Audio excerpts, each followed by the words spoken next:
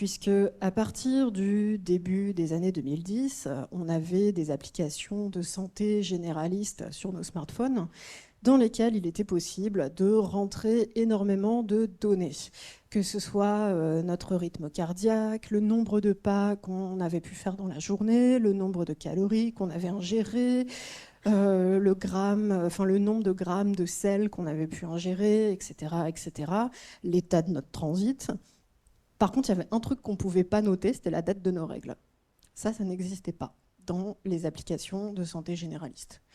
Et en fait, il a fallu que des femmes créent des applications spécifiques sur la question des règles pour qu'on ait des services numériques sur nos smartphones qui permettent d'inscrire la date de nos règles.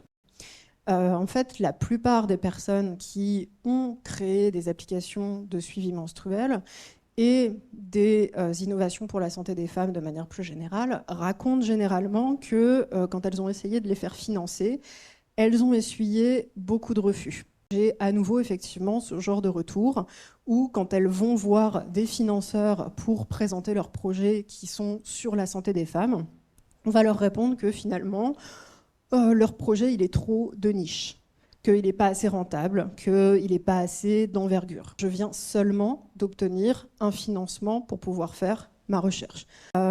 Et globalement, quand je présente ce sujet de recherche en dehors de cercles féministes, au mieux, on va trouver mon sujet de recherche original et rafraîchissant. Au mieux, au pire, en fait, on va trouver ça pas intéressant, voire dégoûtant.